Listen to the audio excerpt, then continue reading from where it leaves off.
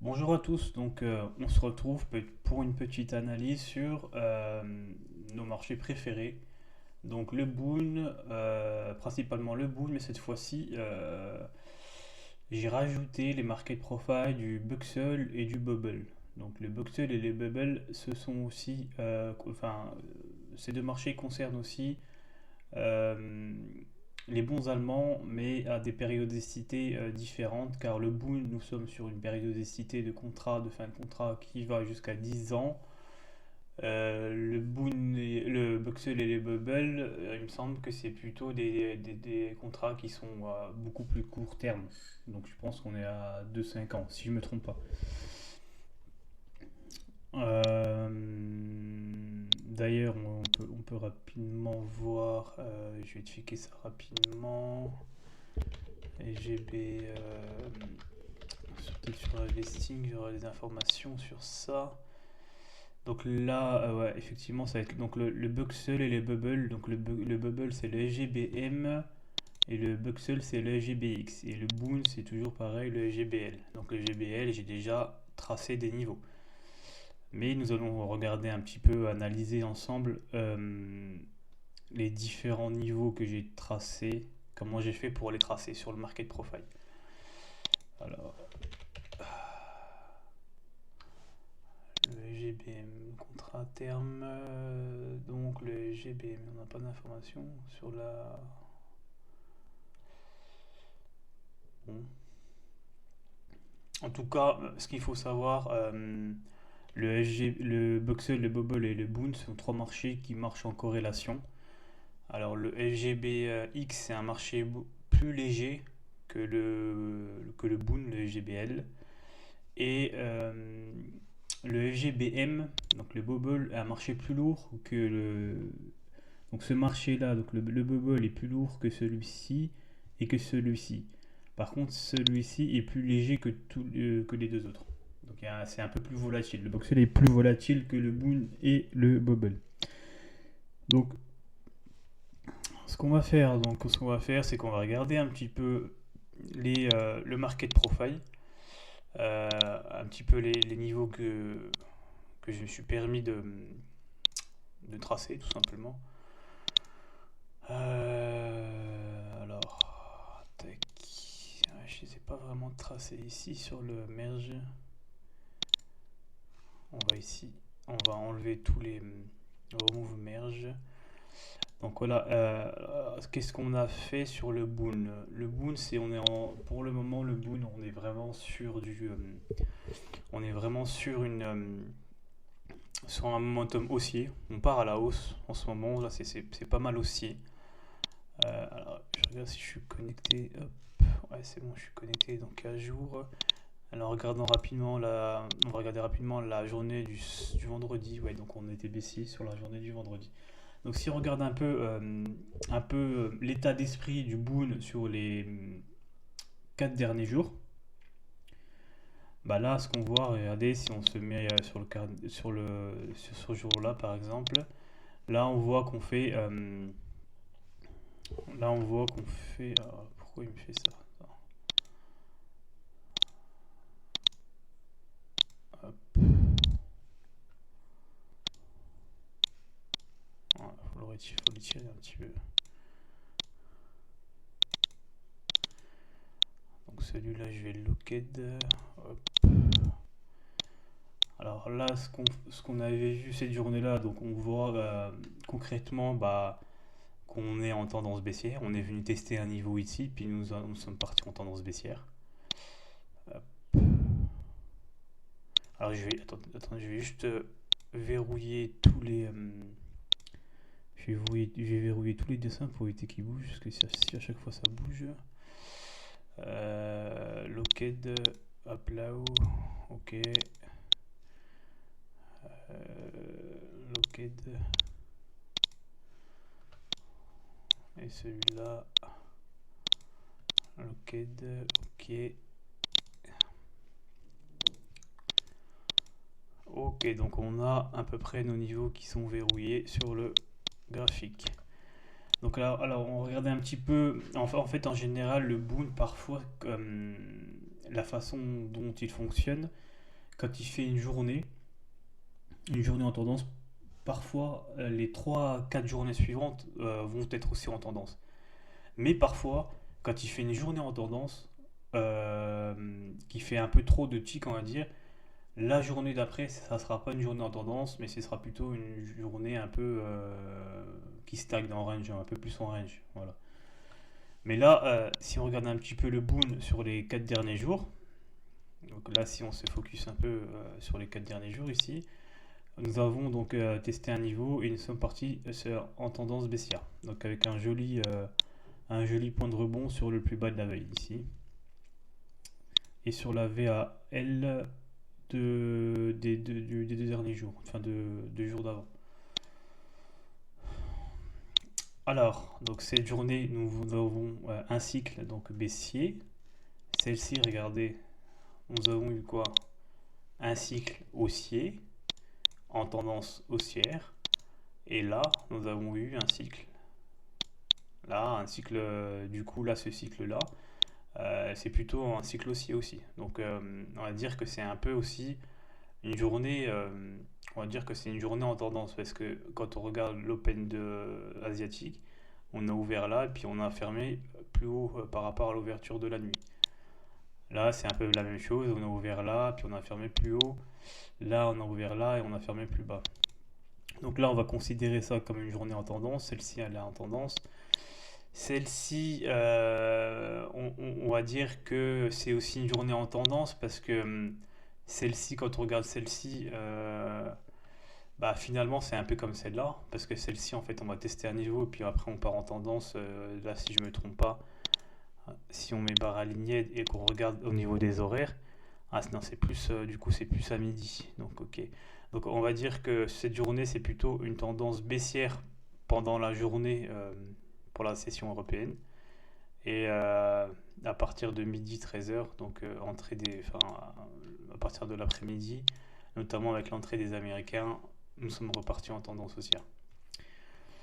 Donc en gros, c'est pour vous dire que euh, quand le boon reste en tendance, il peut rester en tendance sur 2 3 jours. Ok, donc ici, si on regarde là, on va dire que donc là, on avait dit baissière, tendance baissière. Je vais prendre mon Epic Pen.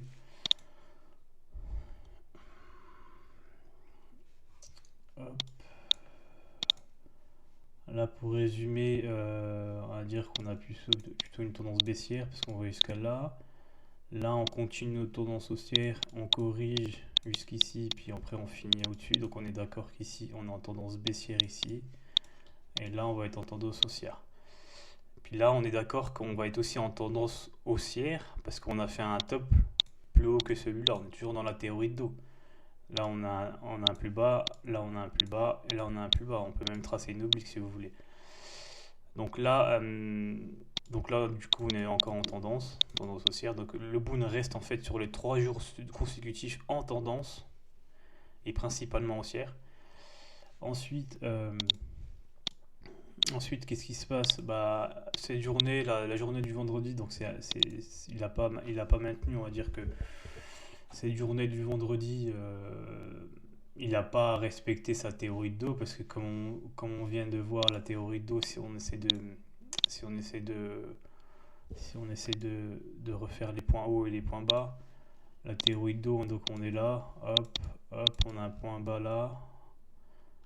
On va dire voilà, hop, on a un point bas là, hop, hop, puis on vient jusqu'ici, hop, hop, voilà, on a un point bas là, un point bas là et un point bas là. Par contre ici on voit qu'on a fait un autre point bas là, et quand on regarde l'écart ici, bah, on voit que ce point bas là est plus bas que celui-là. Donc maintenant on va se poser la question, est-ce on est encore dans cette tendance haussière? Parce que là la théorie de dos n'est plus respectée.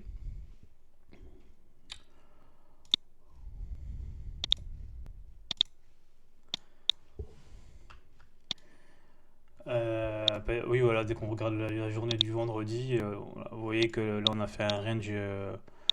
Alors le range, qu'est-ce qu'il a fait exactement? On va regarder un peu plus près.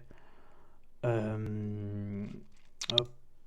bah, aligné donc il est... Voilà, le range en fait c'est jusqu'à 14h30 je pense. Voilà, 15h, juste avant l'ouverture américaine. Ici on voit qu'on a rangé jusqu'à 15h et puis nous avons cassé le range par le bas.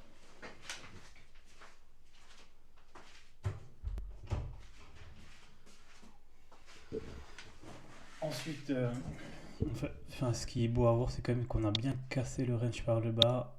On a fait un pullback sur la single ici. Bah, après la single, elle est venue jusqu'ici, mais en tout cas, il y a la VA ici. Il y avait cette VA, vous voyez là. Et ça, c'était la zone, on va dire. Attendez, je vais essayer de retracer correctement. Ici, on va dire qu'il y a la VA de la veille. Vous voyez ici, vous voyez la VA de la veille.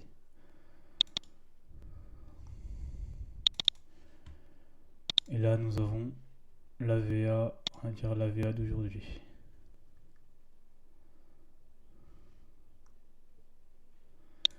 Et quand on regarde, ce qu'on a fait, c'est que, vous voyez, par rapport à la VA de la veille, si je la prolonge, on voit facilement qu'on a cassé ce range là. On est venu là, on a fait un pullback sur la VA de la veille. Ça veut dire quoi? Ça veut dire que tout simplement les prix de la veille ne sont plus acceptés. Donc je rappelle rapidement ce que c'est les VA. Les VA, donc cette zone de prix que j'ai entouré ici en rouge, c'est le prix, il est resté 70% de son temps dans ce cadre-là. 70% de son temps, il est resté dans son cadre-là. Et là, c'est juste les extrémités hausses et les extrémités basses. Donc là, je rappelle, ça c'était vendredi et ça c'était jeudi. Donc là, on voit bien que les prix en fait ont rejeté, ont un peu fait de volume ici, donc dans la VA de la veille.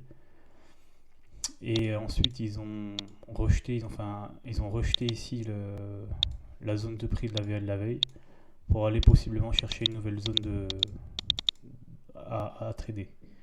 Donc ici, on voit vraiment qu'ils ont rejeté violemment avec ici ce qu'on appelle un single print. Et là, ça a refait du volume ici. Ça a fait du volume là, ça a refait du volume là. Donc si demain, en fait si lundi on vient retester cette single print et qu'on revient se faire rejeter violemment, ça peut être un signe comme quoi on ira chercher des niveaux de prix plus bas. Par contre si on la transfère ça assez facilement, la single print, bah peut-être que finalement on va refaire de nouveaux tops et on continuera finalement notre tendance haussière, malgré que la théorie de dos ne soit plus confirmée. Donc c'est pour ça qu'il faut noter ces niveaux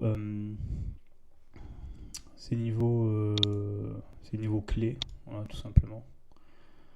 Il y a plusieurs niveaux clés à noter et c'est pour ça que c'est important de les noter.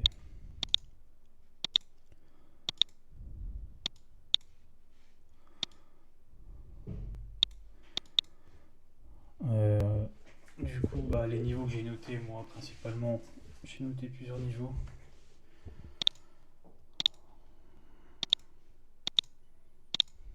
Et là, ce que je vous montre, ça peut s'appliquer sur les marchés américains, que ce soit le Nasdaq, que ce soit le S&P, ou autre, le pétrole, etc. Le market profile, il peut fonctionner aussi sur d'autres marchés. On va regarder un petit peu rapidement les S&P tout à l'heure, mais on va essayer de finir aussi sur le Boon. Alors, les niveaux que j'ai notés. Donc, il y a cette single print ici, hop, qui peut rejeter les marchés à la baisse. Il y a une petite single print aussi que j'ai notée, et il y a aussi notamment un point faible juste ici, là, une zone de point faible, de faible volume qui peut rejeter aussi les prix à la hausse. Donc voilà, il y a cette single print là, celle-ci, et aussi notamment la single print qui est au-dessus.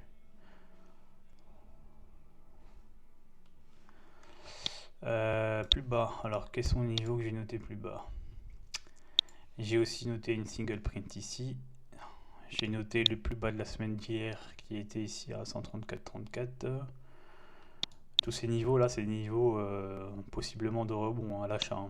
si ça part à la baisse.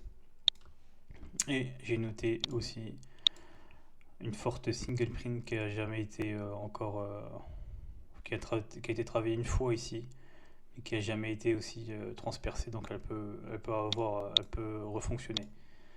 Sachant qu'ici on a un fort niveau de POC VPOC. Regardez, on va le noter, je ne l'ai pas noté celui-là. Mais si ça casse légèrement la single print, ça peut venir au niveau du POC VPOC juste ici. Voilà.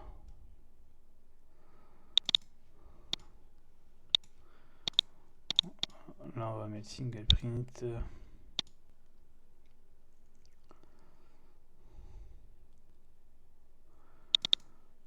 Voilà, donc on va rajouter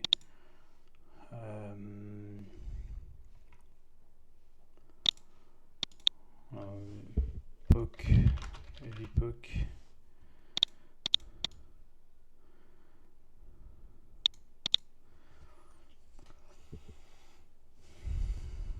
Donc voilà un peu ces niveaux-là. Et ensuite, un peu plus par le bas, j'avais noté aussi le plus bas il y a 2 semaines et une petite single encore que j'avais noté sur le bas. Par rapport aux niveaux qui sont supérieurs, j'ai que cette single print et le plus haut de la semaine dernière. Donc là, ici, le plus bas de la semaine, c'est ici, et le plus haut de la semaine dernière, c'est ici. Donc la question, c'est que quand on regarde un petit peu, on va essayer de dézoomer, essayer de regarder un petit peu la tendance.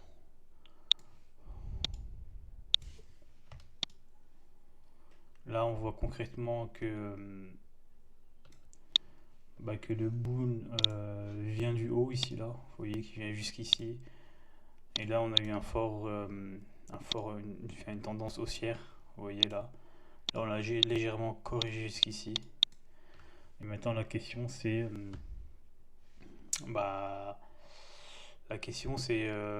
par rapport où on ouvre par rapport où on va ouvrir demain, peut-être qu'on va venir chercher cette single print et continuer la tendance baissière. Ou alors on vient vraiment concrètement casser cette single, probablement venir tester les plus hauts de la semaine dernière et se faire rejeter. Donc là, on partira plutôt sur un range ici là. Par contre, si on arrive à vraiment casser, même très légèrement, venir jusqu'ici, le plus haut de la semaine dernière, on partira sur une tendance haussière. Parce que là, probablement, on va venir corriger, chercher un niveau ici ou un niveau ici, par exemple, sur cette zone de prix, puis repartir en fait en tendance.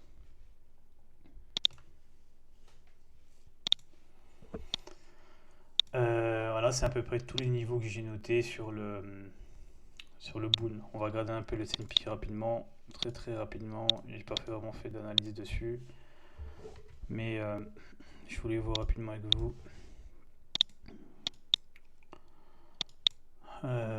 Qu'est-ce que je voulais voir exactement?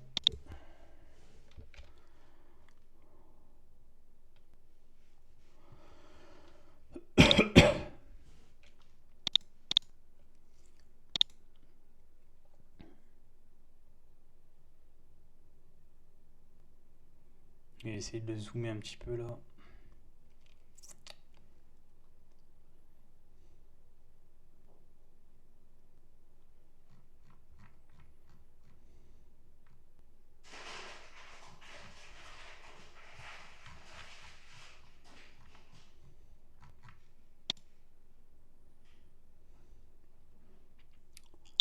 Non.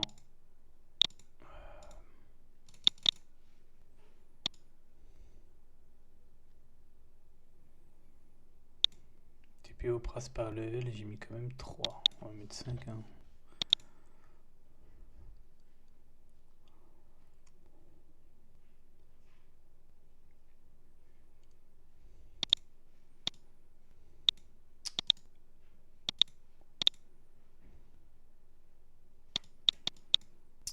Ok.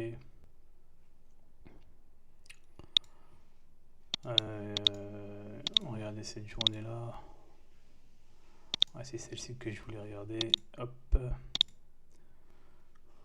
Vous voyez ici en fait, ici sur cette journée S&P, vous voyez qu'on a fait un joli range ici. Et ensuite on a cassé. Donc je crois que c'est une annonce économique là qui a fait casser le range. Par contre, on est venu chercher en fait des niveaux clés. Euh, et vous voyez, si on regarde un peu les volumes profile de la veille, on n'a pas beaucoup de volume ici. Ici, on n'a pas beaucoup de volume, donc ici, on a quand même un petit peu comblé les volumes. On a fait du volume pour combler un peu les volumes qui n'ont pas été faits ici. Mais ensuite, quand on regarde ici, là, c'est comme un genre de POC ici. Hein, vous voyez, tout ce niveau-là, tout ce niveau-là, bah ça, c'est des niveaux d'intervention. Vous voyez, ce niveau-là, là, c'est un peu moins évident parce que c'est beaucoup plus dense. Il y a beaucoup plus de volume sur toute la zone. Mais par contre, ici, on peut facilement voir que si on regarde toute cette densité de volume, on peut facilement voir que dans cette densité de volume ici, bah, le plus gros volume il se trouve ici. Vous voyez. Et ça a pas loupé ici. On est venu, on a fait un range. On a cassé le range, on est parti chercher le plus gros volume de cette densité de volume ici, de cette montagne, on va dire entre guillemets. Et ensuite, on est tout de suite reparti à la hausse. Donc là, ça serait bien de rentrer avec quelques mini-lots, micro-lots. Les stops, moi perso, je l'aurais mis plutôt, on va dire. Vous voyez, s'il y a un point faible, je l'aurais mis plutôt ici à peu près. On va voir. Attendez, je vais regarder un peu. Parce que si je mets là, hop.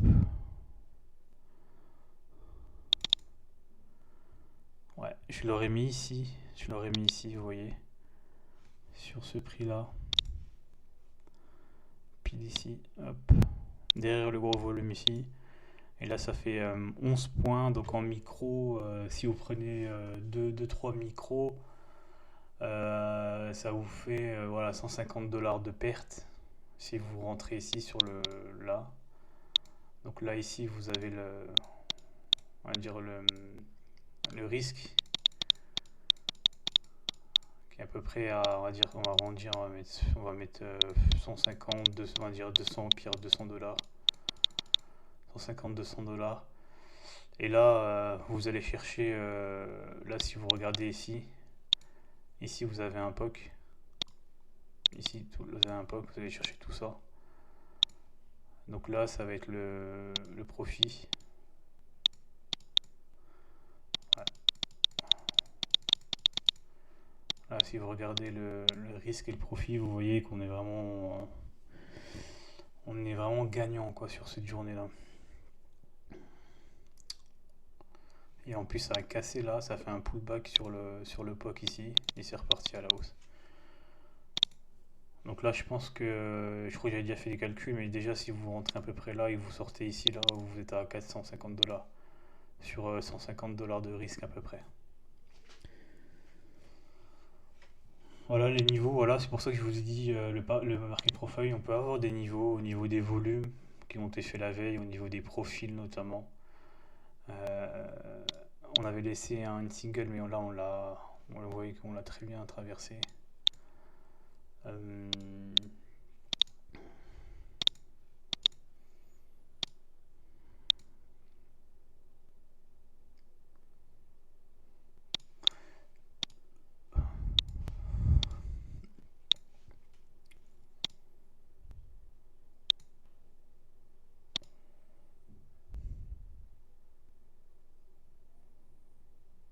ouais, on a ce niveau-là, mais on a quand même, là si on regarde au niveau de la règle tech entre là et là, on voit 4,75, ça va encore. 4,75 points. Parce que là en fait, ici vous voyez, on a fait un range de nuit. Vous voyez, là on l'a cassé, on a fait des volumes. Vous voyez toutes là, les volumes là.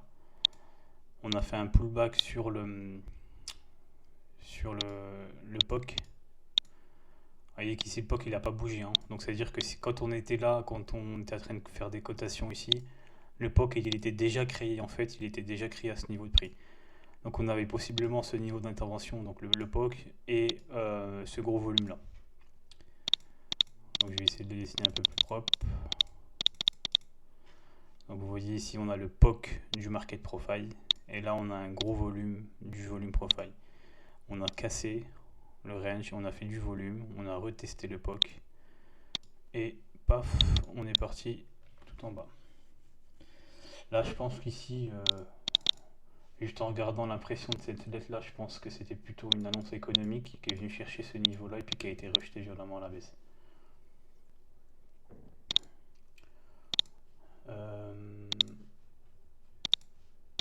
Puis en plus surtout qu'on était peut-être en tendance, non? Il n'y a pas eu vraiment de tendance quand on regarde les profils là. Ouais. Parce que même la nuit, on a open. Ouais, on a open. En fait, même quand on regarde, parce que là, on aurait pu se dire quoi concrètement. Quand on regarde cette journée-là, on aurait pu dire que ça pourrait être comme cette journée-là, c'est-à-dire qu'en gros, on fait un range ici, on casse le range par le bas, on vient chercher un niveau, puis on repart à la hausse. Mais déjà, quand on regarde par rapport à la veille, le prix de clôture de la veille, vous voyez le prix de clôture de la veille qui est ici, là. Voilà, je vais tracer un trait.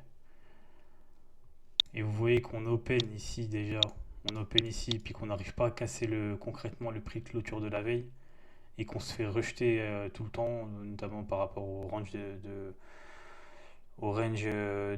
la journée, bah, vous voyez qu'on se fait tout le temps rejeter. Donc là, ça présage plutôt en fait vraiment une tendance baissière, parce qu'en fait, on rejette toute cette zone de prix qui a été travaillée énormément, notamment la veille, parce que vous voyez la densité de volume qui est énorme, et le nombre de ticks très très faible qu'on a fait la veille. Donc on a fait 23 ticks sur cette 23 points sur toute la veille, et là on a une grosse probabilité qu'on vienne rejeter vraiment cette zone ici là. Toute cette zone là, elle a vraiment été rejetée. Donc là, le trade à prendre, c'était vraiment attendre la cassure et un retest, notamment du POC ici, pour venir chercher vraiment des points à la baisse.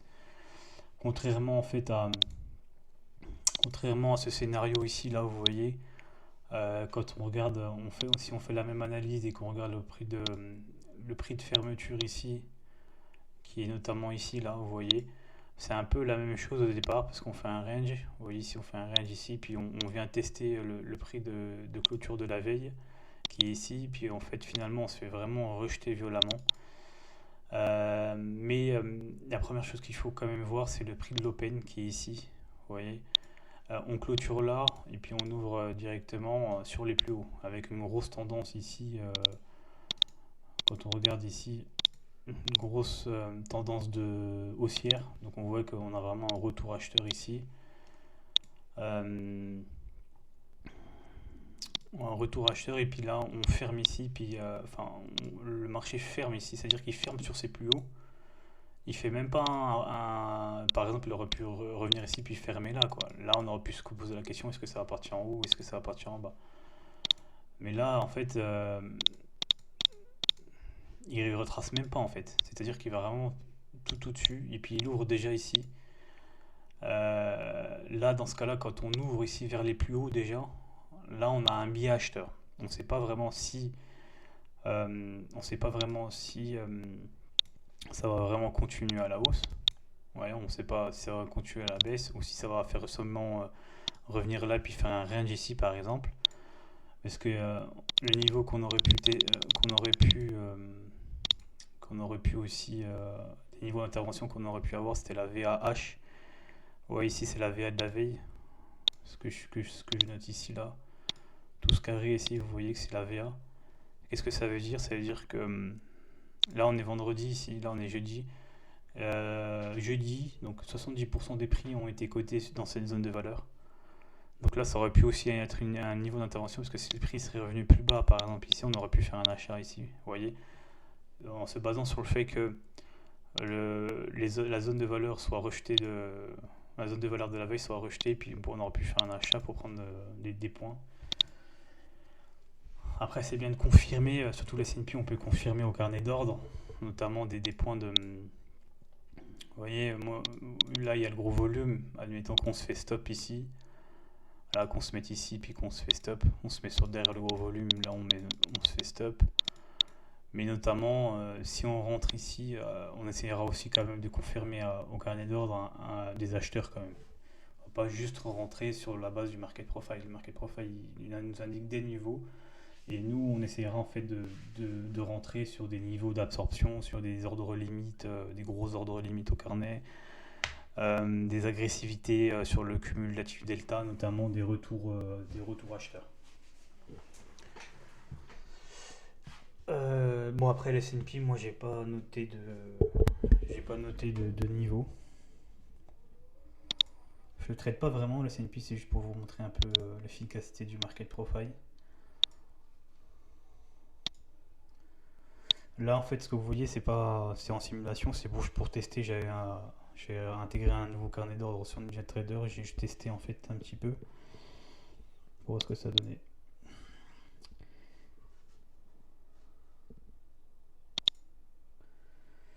Bon bah je vous laisse sur ça. Je vous souhaite bonne soirée à tout le monde et bonne semaine de trading. Merci, au revoir.